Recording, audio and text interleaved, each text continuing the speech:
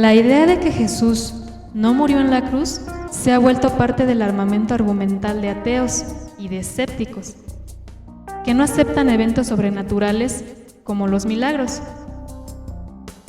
Estos teóricos de la conspiración tácita contra Jesucristo han intentado desvirtuar el milagro de la resurrección de Jesús recurriendo a diversas hipótesis de lo que pudo ocurrir en la cruz y en la tumba. Entre las hipótesis más comunes se dice que Jesús fue drogado con aquella esponja donde se le dio a beber vinagre, pero ya que volvió en sí, les hizo creer que resucitó.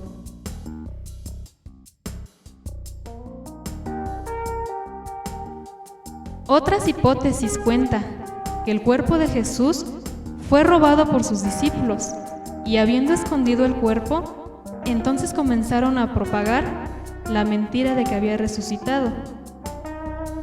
También existe la hipótesis de que las apariciones de Jesús a sus discípulos solo fueron alucinaciones que tuvieron los apóstoles, provocadas por el miedo y por el dolor que sentían al pensar en la muerte de su maestro.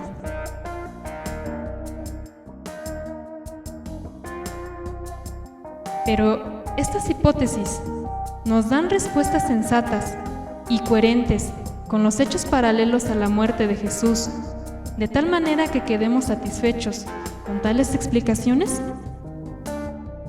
¿O la resurrección de Jesucristo es la mejor explicación para entender el alboroto que un carpintero causó en una nación y que sus efectos, después de 2000 años, perdurarán hasta el día de hoy? Pensemos en los siguientes hechos que podemos considerar como evidencias de que Jesucristo realmente resucitó de los muertos. El asombroso surgimiento de una religión mundial hace 2000 años.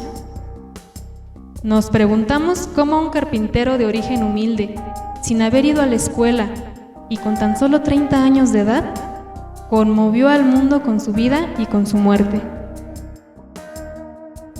Han existido a lo largo de la historia grandes hombres que han dejado huellas significativas en la vida, que han ganado pocos adeptos, como el famoso pseudomesías Simón Bar Kokhba,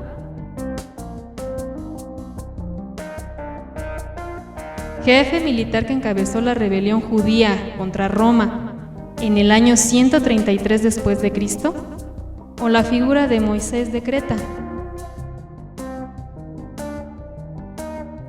cuya intención era llevar a los judíos a la tierra de sus antepasados.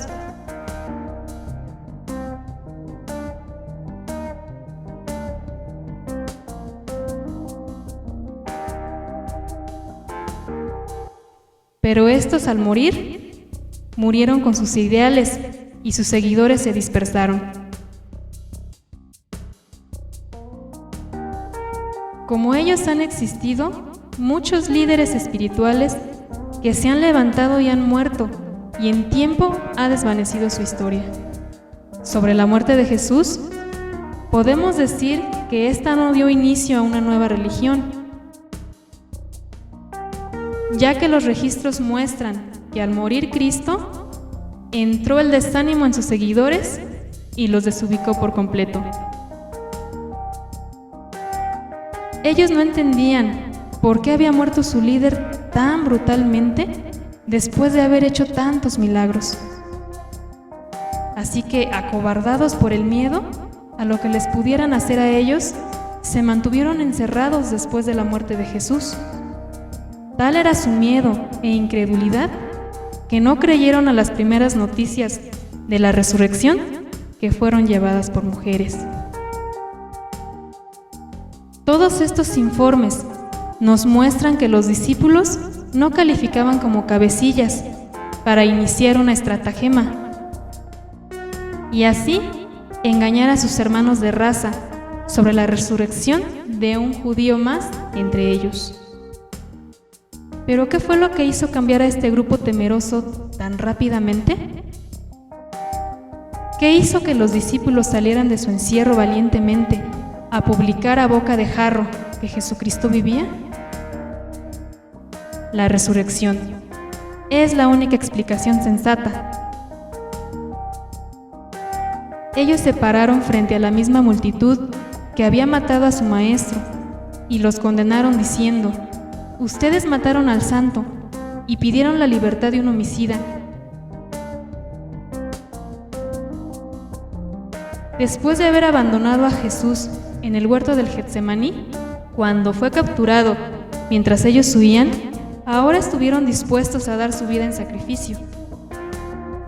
Pedro, quien lo había negado antes, cuando fue apresado por el emperador Nerón, amenazado de muerte, dijo valientemente, cuando iba a ser crucificado: no soy digno de morir como mi Señor, crucifíquenme de cabeza.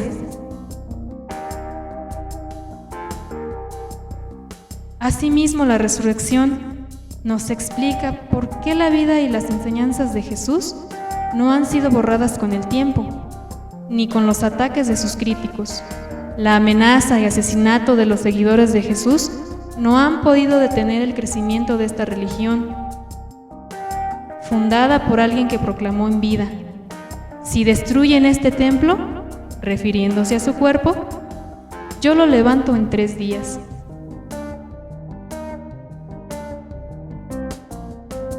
Así que podemos decir que el nacimiento y crecimiento explosivo de una iglesia en medio de un entorno 100% antagonista y hostil es un milagro que solo puede ser explicado de una manera lógica y coherente, con la resurrección de Jesucristo. Para explicaciones más amplias, visita Énfasis en la Verdad.